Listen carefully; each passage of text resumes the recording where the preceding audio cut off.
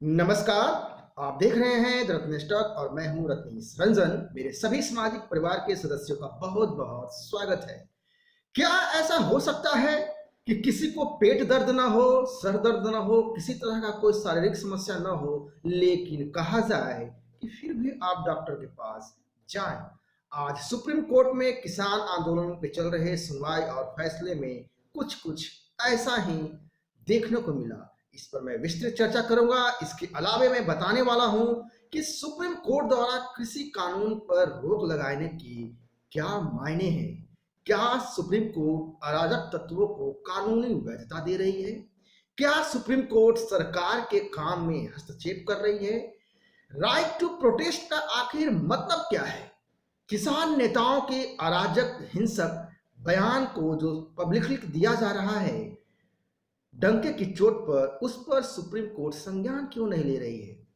क्या supreme court द्वारा बनाई गई कमेटी में अपनी बात को न रखने की जिद पर किसान नेताओं को अड़े रहना, यह क्या दिखाता है? इसके क्या मायने हैं? आइए सब बिंदु पर एक एक करके विस्तृत चर्चा करता हूं। मैं प्रयास करूंगा अपनी तरफ से एक आम भाषा में आपको मैं समझा सकूं। सुप्रीम कोर्ट ने अंततः वही किया जिसकी संभावना जताई जा रही थी, जिसकी शंका सबको थी। सुप्रीम कोर्ट में जो फैसला आया, आप उस पर गौर करेंगे तो उसकी पहलू पे जाएंगे, उसके आयामों पे जाएंगे। जो रोक लगाया है कृषि कानून पर, तो आपको गहराई से विश्लेषण करने पे समझ में आएगा कि एक तरह से ब्लैकमेलर को, अराजक तत्वों को, हिंसक विचार वालों को, उनकी उदंडता, उनकी लूटपाट, उनके तोड़फोड़, उनकी आगजनी, उनकी मारकाट को जो शाहीन बाग का फोटो कॉपी कर रहे थे, उनको कहीं ना कहीं कानूनी मान्यता देने का प्रयास किया गया है। इसके बावजूद सुप्रीम कोर्ट ने क्या किया कि सरकार द्वारा हर संवैधानिक प्रक्रिया को पूरी करने के बावजूद जो कृषि कानून बना है, अब ये एक नया नौटंकी किया जा रहा है। हालांकि मैं सुप्रीम कोर्ट का पूरा रूप से, दिल से, मन से सम्मान करता हूं, लेकिन इस सुनवाई को, इस कार्रवाई को, इस फैसले को नौटंकी कहना पड़ रहा है मजबूरन, क्योंकि अराजक तत्वों को वैधानिकता देने के लायक नजीर पेश की गई है इस सुप्रीम कोर्ट के द्वारा। आज की तारीख में इससे इनकार नहीं किया जा सकता है। जिस तरह से खट्टर जो सीएम हैं, उनके पब्लिक मीटिंग होने वाली थी, महापंचायत किसान कानून को आम लोगों को समझाने के लिए, किसानों को समझाने के लिए, और जिस ढंग से अराजकता की गई, या इसके अलावा पंजाब में मोबाइल टावरों को तोड़ा गया, जिस तरह से हाय हाय मोदी मर जा तू, जिस तरह से मोदी को ठोक देने की बात की गई, जिस तरह से भारत को कब्र खोदने की बात की गई, इस तरह की बात को करने के बावजूद किसी तरह का संज्ञान नहीं लिया गया और डायरेक्टली इनडायरेक्टली कहीं ना कहीं इस अराजक तत्वों को प्रोत्साहन ही मिला है। इसमें भी कोई दो राय नहीं है। सुप्रीम कोर्ट ने कहा कि कानून के इम्प्लीमेंटेशन पे हम रोक लगा रहे हैं। इसके क्या मायने हैं? क्या संसद द्वारा बनाई गई कानून पर सुप्रीम कोर्ट रोक लगा सकती है? यह प्रश्न है, विचार करने योग्य है, हम सबके सामने है। हाँ, लगा सकती है, लेकिन वो तभी लगा सकती है जब संवैधानिक प्रक्रिया पूरी नहीं की गई हो, या कानून जो बनाए गए हैं उससे आम लोगों के फंडामेंटल राइट कहीं ना कहीं कम होते हैं, बाधित होते हैं, या फिर वो पर्टिकुलर कानून, विशेष कानून, राइट टू फंडामेंटल जो है उसके अगेंस्ट है, जो भारत के नागरिक है उनके अगेंस्ट है। चूंकि कृषि कानून संसद की संवैधानिक प्रक्रिया को पूरी करके कानून बनी है, इससे किसी तरह का फंडामेंटल राइट का हनन नहीं होता है, फंडामेंटल राइट कम नहीं होता है। लेकिन फिर भी सुप्रीम कोर्ट द्वारा आज 12 जनवरी 2021 को स्टे लगा दिया गया कृषि कानून पर, जो कि संवैधानिक प्रक्रिया को पूरी करने के बावजूद बना था। दरअसल सुप्रीम कोर्ट का कहना है कि किसान अड़े हुए हैं। जरा आप ध्यान देखें मेरे देखने वाले, कि सुप्रीम कोर्ट कह रही है कि किसान अड़े हुए हैं। चूंकि कानून सरकार ने बनाया है तो इसका समाधान भी सरकार को निकालने चाहिए, जबकि अब तक 9 दौर की बात हो चुकी है और अब तक किसी तरह का कोई समाधान निकलता नहीं दिख रहा है। यहां पर ध्यान देने वाली बात यह है कि सरकार बार बार बात कर रही है, बातचीत के टेबल पे वो बुला रही है किसान नेताओं को, किसान आंदोलनकारियों को, प्रदर्शनकारियों को, लेकिन जो फर्जी किसान हैं, जो अराजक किसान हैं, जो हिंसक किसान हैं, जो फ्रीडम ऑफ एक्सप्रेशन और राइट टू प्रोटेस्ट के तहत अराजकता फैला रहे हैं, तोड़फोड़ कर रहे हैं, जो ब्लैकमेलर हैं, जो अत्याधुनिक सुविधाओं से सुसज्जित हैं, लैस हैं, वो कानून को वापस करने से कम पर बात नहीं कर रहे हैं। लेकिन वापस क्यों करना है इस पे बात नहीं करेंगे, इसके लिए कोई तर्क नहीं है, सिर्फ कानून को वापस करना है। हैरत कर देने वाली बात यह है, अब आप फिर से एक बार गौर कीजिए कि इस कानून को लेकर वो लोग नहीं हैं जो खुश हैं।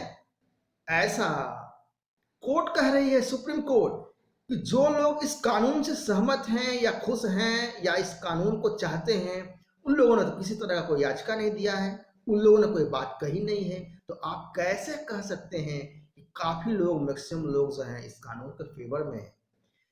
उन लोगों की कोई याचिका नहीं आई है। इसीलिए इस वीडियो की शुरुआत में मैंने आपसे कहा था कि क्या किसी को पेट दर्द ना हो, सिर दर्द ना हो, तो क्या उसे डॉक्टर के पास जाना चाहिए?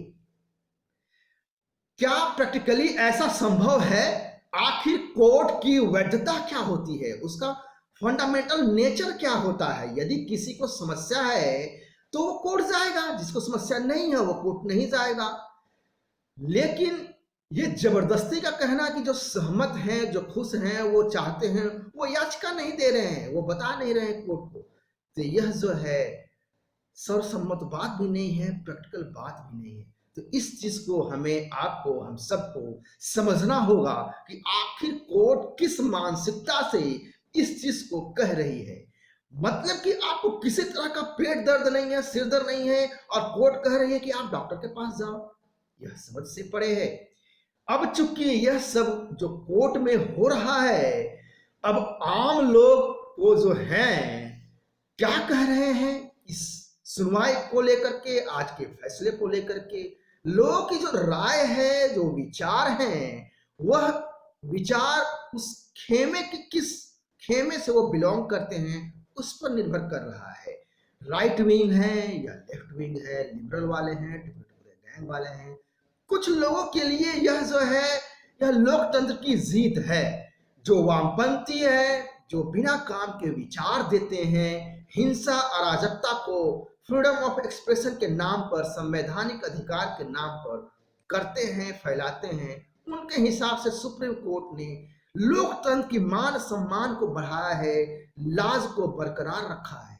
और दूसरे खेमे के वो लोग जो ये सोचते हैं, वो मानते हैं और वो कह रहे हैं कि वो लोग जिनको कानून संविधान से मतलब नहीं है, अराजक हिंसक हैं, वो खुश नहीं हैं, तो किसी कानून को संवैधानिक प्रक्रिया से जो बना है उसको हटाने के लिए अड़े हुए हैं, हिंसात्मक तरीके से, अराजक तरीके से, और अराजकता फैला रहे हैं। अब आप ध्यान दें कि क्या विधायिका ने ऐसी कौन सी गलती करी है? क्या विधायिका ने, संसद ने, सरकार ने कोई किसी तरह का गलती करा है? बिल्कुल नहीं करा है। विधायिका ने यदि गलती की है तो सीधे सीधे तौर पर उसने ये गलती की है कि सुप्रीम कोर्ट को उसने नहीं बताया कि तुम अपने अधिकार क्षेत्र में रहो और अधिकार क्षेत्र से बाहर आने की जरूरत नहीं है, तुम अपने सर्कमफ्रेंस में रहो। और अभी जो पूरा प्रकरण चल रहा है वह सरकार के काम में हस्तक्षेप के सिवा और कुछ नहीं है, जो कि कृषि कानून के द्वारा, सरकार के द्वारा संवैधानिक प्रक्रिया से बनाई गई कानून में अरंगा डालने का काम सुप्रीम कोर्ट कर रही है। अब आइए बात करते हैं प्रोटेस्ट के अधिकार पर। सुप्रीम कोर्ट ने जो बुनियादी बातें मानकर चल रही है कि वो फंडामेंटल राइट टू प्रोटेस्ट है। अब आप जहां करना है आजीवन करते रहिए, आप करते रहिए प्रोटेस्ट, लेकिन आप प्रोटेस्ट किस बात पर कर रहे हैं यह भी उसमें क्लियरिटी होनी चाहिए, स्पष्टता होनी चाहिए। यहाँ ध्यान देने वाली बात यह है कि कोई भी कानून एक लाइन या दो लाइन में नहीं होता है, उसमें काफी सारे प्रोविजन होते हैं, सेक्शन होते हैं, क्लॉज होते हैं, अनुच्छेद होते हैं। यदि आपको किसी बात पर, किसी कानून पे असहमति है तो आपको बताना होगा कि कौन से क्लॉज में आपको परेशानी है, किस क्लॉज में, किस प्रोविजन में, किस अनुच्छेद में आपको शक है, आपको डाउट है।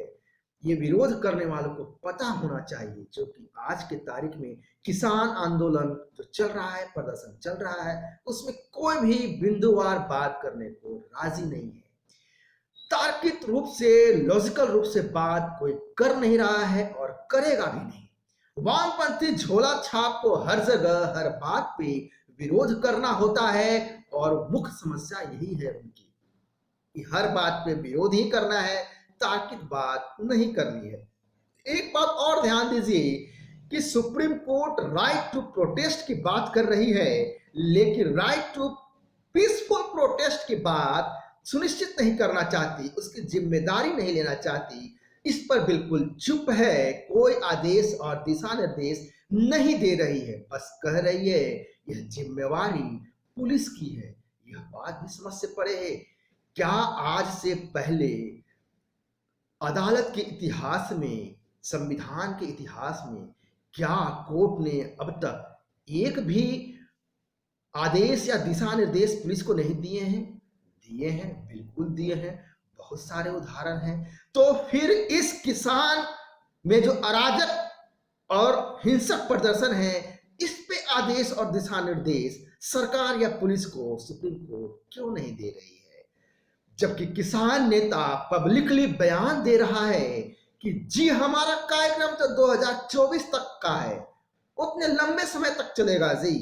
तो इस तरह के गैर कानूनी, अराजक और हिंसक हरकतों का संज्ञान क्यों नहीं लिया जा रहा है, जबकि उसी मेंबर ऑफ पार्लियामेंट जो कि एक कांग्रेस का है, वह कहता है कि हम खून की नदियां बहा देंगे, लाशें बिछा देंगे। तो इस तरह के जो अराजक, हिंसक बयान है, इसका संज्ञान कौन लेगा, इसकी जिम्मेवारी कौन लेगा? अब देखिए एक और अनर्गल बातें हो रही है किसान नेताओं की तरफ से। चूंकि सुप्रीम कोर्ट ने 4 सदस्यीय कमेटी बनाई है, जिसको 2 महीना 10 दिन के अंदर रिपोर्ट सौंपनी है, लेकिन किसान नेता कह रहे हैं कि हम इस कमेटी में नहीं जाएंगे। मतलब कि वो सुप्रीम कोर्ट से भी वो अपने आप को सुप्रीम मान रहे हैं, सुपीरियर हैं। तो जो किसान नेता कहेंगे, जो किसान प्रदर्शनकारी कहेंगे, करेंगे, वही सर्वोपरि है, उसमें कोई इफ और बट का सवाल नहीं है। इस मानसिकता के साथ प्रदर्शन हो रहा है। यहां ध्यान देने वाली बात यह भी है कि एक होता है अराजकता और दूसरा होता है सरकार की छवि धूमिल करना, और इन दोनों कामों में ये जो वामपंथी लिबरल टुकड़े टुकड़े गैंग है, इसमें कहीं ना कहीं सफल होते दिख रहे हैं। ये लाम, और इस लामबंदी में सुप्रीम कोर्ट भी डायरेक्टली इनडायरेक्टली कहीं ना कहीं इनको मदद भी पहुंचा रही है, जो कि साफ तौर पे दिख भी रहा है।